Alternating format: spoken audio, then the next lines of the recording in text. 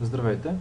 В този урок ще ви покажа как да редактирате и форматирате диаграма в Microsoft Excel 2013. Така, имаме една готова диаграма от предишният урок с входни данни.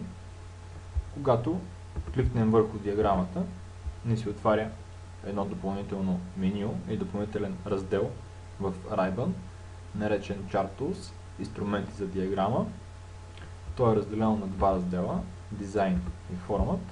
В първия раздел Дизайн, да видим какво съдържа той. Съдържа добавяне на допълнителни инструменти, менюта, оси, диаграмата. Може да добавим ос, както хоризонталната, така и вертикалната, или X и Y. Може да добавим заглавия за всяка една ос, в момента са две. Можем да добавим текстови полета. Можем да добавим също така помощна мрежа. Вижте какво представлява тя. Ето, това е помощната мрежа. Може да добавим легенда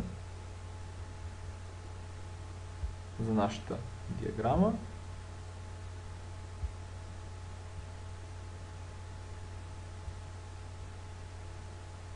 И така по този начин диаграмата да изглежда много по-добре, по-четлива. Можем да добавим също така етикети за всяка от колоните, да показва точно какви данни съдържа или от какви данни е направена. В следващото меню можем да видим едно бързо форматиране, или това са готови форматирани диаграми. Да си изберем една от тях и да кликнем върху нея. Примерно ето тази. Виждаме, тук вече имаме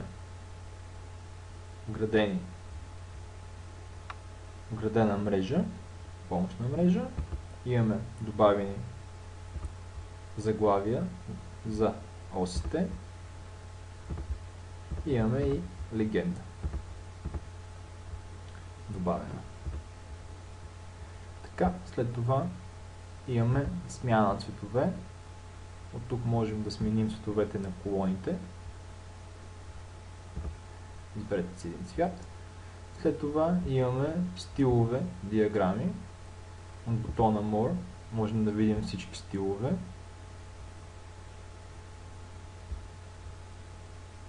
Изберете си стил и кликнете върху него с лявото копче на мишката. Приемаме този стил. След това имаме Switch Row Columns, или това е прекъсване на нашите колони и редове. Те изглеждат по различен начин. Да сменим изгледа, за да се вижда по-добре. Или това е нашият стил.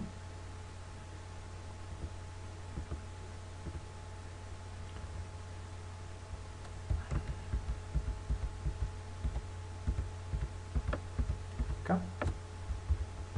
След това следва Select Data или Date. Тук можем да разменим местата на колоните и редовете.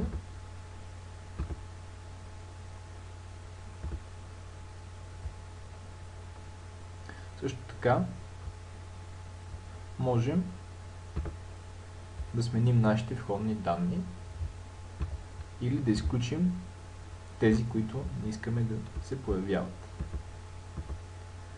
Примерно, сега ще ви покажа.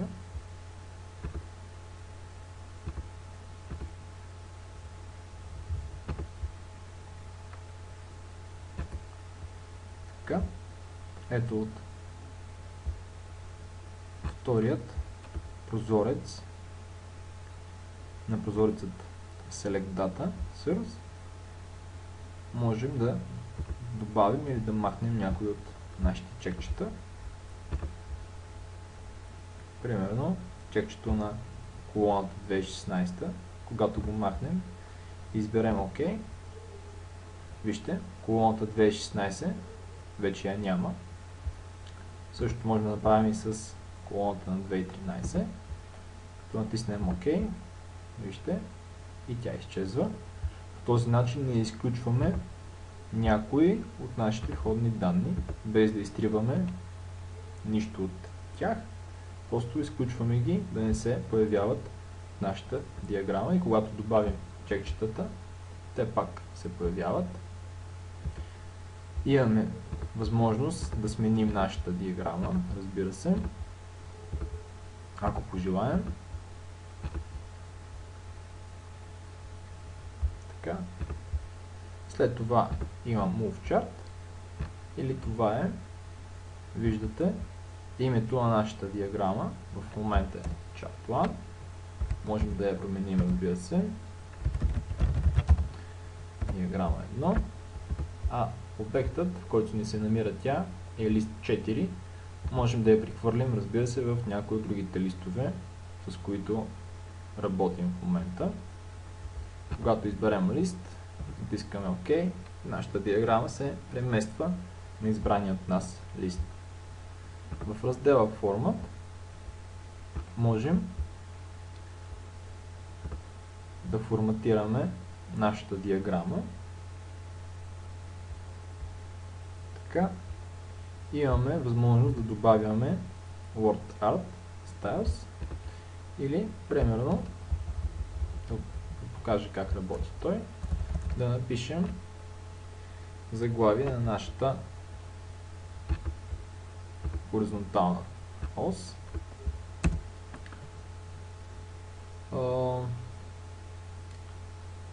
Преход на Microsoft Office. Така. След това да маркираме текста и да го направим да изглежда в стил Word Art. Прямо ето този.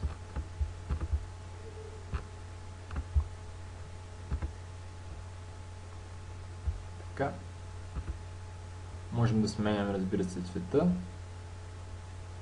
на нашите букви. Виждате. От тук можем да сменим сянката, която имаме в момента.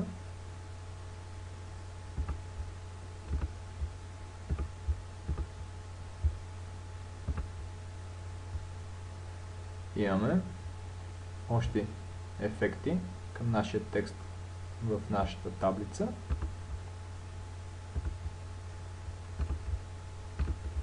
Така. Също така имаме ефекти за формата на нашата таблица. Тя може да изглежда доста по-ефектно от това, което беше в началото.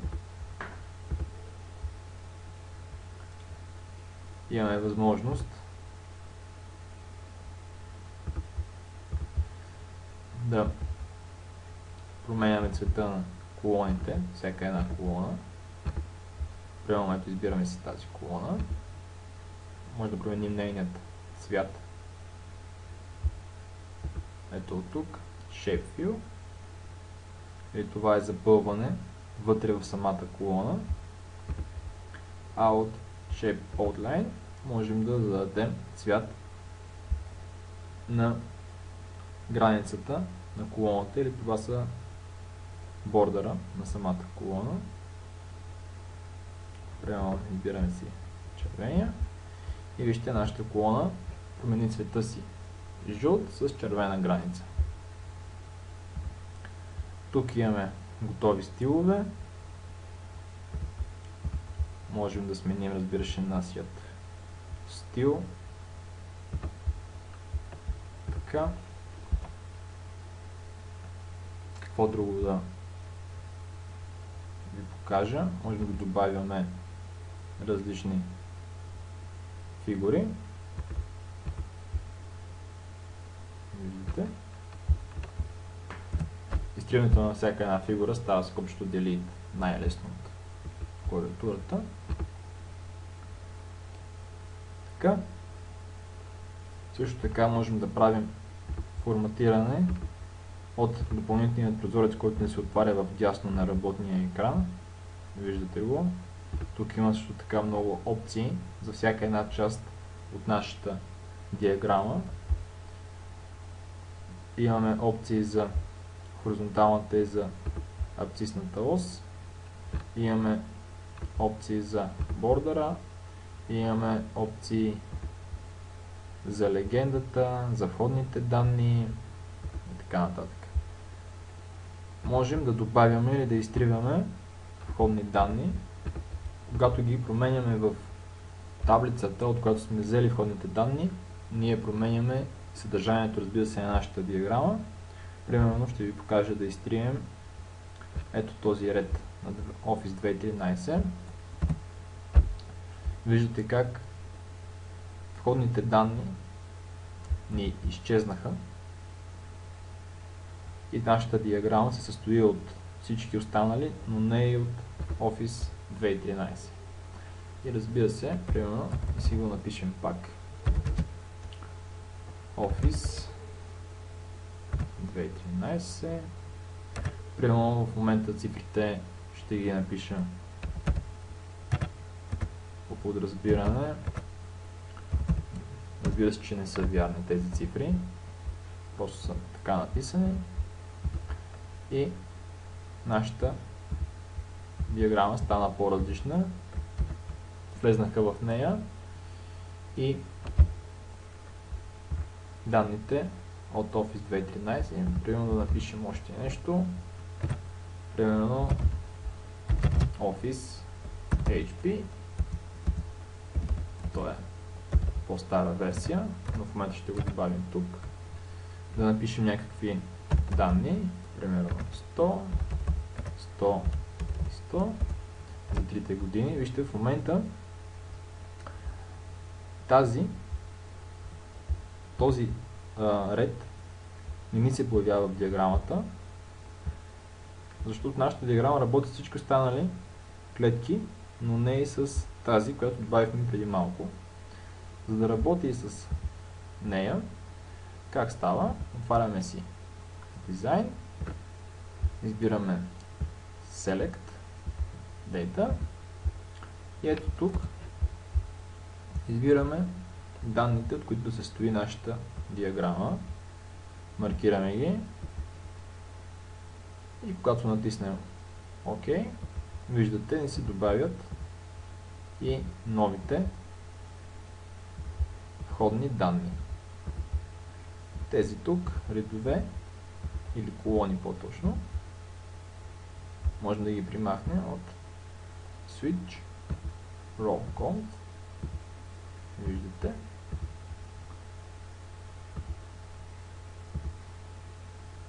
Така. Това беше всичко от този урок. Благодаря, че бяхте с мен. Ще се видим в следващия урок, в който продължаваме работата с диаграми в Microsoft Excel 2013. Благодаря ви.